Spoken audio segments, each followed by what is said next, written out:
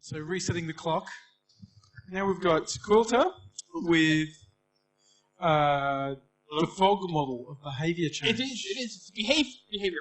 So do we have a clicker? We do. Clicker. You've got a 5-minute counter in front of you on the left. On your marks, get set, go. Okay, so I'm talking to you about behaviour change and coaching. So basically it's what we can learn by a guy called BJ Fogg. So BJ Fogg doesn't actually work for coaching and stuff. Instead, he designs applications. But what he does is he makes things that are about how you will change your behaviour to engage with an app or a website. So he's the person who comes up with the techniques that make you like things on Facebook, that make you bid on eBay. He's the person to make sure you respond to mails. He's the person to make sure that you open the app if you haven't opened it in a while. That's his goal. His goal is to change your behaviour so that you will use the app or do the process that the people making the software want you to do. So, how does he do this? Well, he does this by saying that behaviour is motivation, ability, and triggers.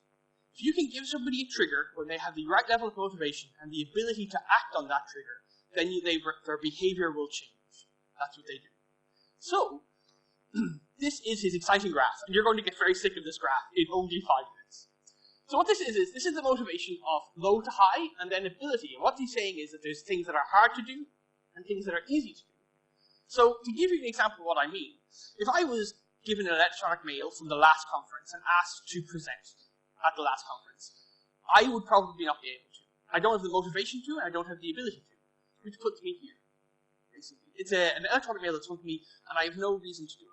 I can't do it, and I'm not interested in doing it. However, I get another mail that says, do you want to go to the last conference? Well, that's kind of easy. It's not very hard. I can do that. Right? My motivation is, I don't need a lot of motivation to do it, and my ability to do it is quite easy. I just can pay money and I get to go to the conference. Okay, that's good. I've gone to the conference now, right? And now I get an electronic mail that says, do you want to do a lightning talk? Well, I was inspired by going to the last conference. It's awesome, as you all know. So now I'm a little bit more inspired, a little bit more passionate, and I've seen presentations. I know how they work. So now I want to do a lightning talk. So the next year, I'm asked to do a presentation. But my motivation is very high. The lightning talk went really well, and my ability to do presentations has increased. I've done my lightning talk. So now I'm at the position where when I'm asked to do a speaking engagement, I can. So my behavior has changed by motivation, ability, and triggers. So this is where you're aiming for triggers to be. Those exciting green lines. You're hoping that your trigger lives in that area so that the people will act upon it.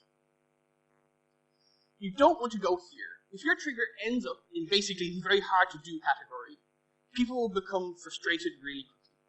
So if I keep telling you to do something really, really hard, and I keep asking you to do something really, really hard, you will eventually just grow frustrated and not listen to anything I say. No triggers will respond to. But the other one is annoyance. So that's when I keep asking you to do easy things that you have no interest in doing. That's the app you open and says, hey, like me on Facebook. I don't really care. I just want to check my train times. Alright?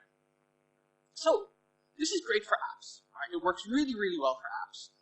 But, what about teams?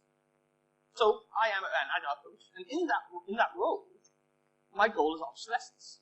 What I want to do is make sure that eventually I can walk away from the team can respond to change, it can respond to stress, it can manage itself, it's self-organizing. That's the skills I'm trying to impart.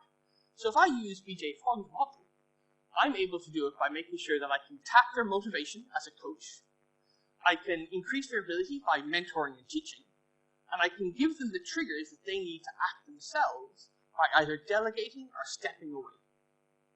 So, so what that means is, if I go to my exciting thing, as a coach, my job is to try to make sure the triggers, when I delegate, I walk away, that my triggers live in the green section for that team. So there's somebody in that team that will have the right level of motivation and the right level of ability to do the thing I'm asking them to do, or at least, if I do it, maybe fail, maybe not, but at least try. So, let's say at the beginning I come into a team and they're quite low level in what they're doing. I give them easy triggers. I give them triggers like maybe, hey, you can run retro.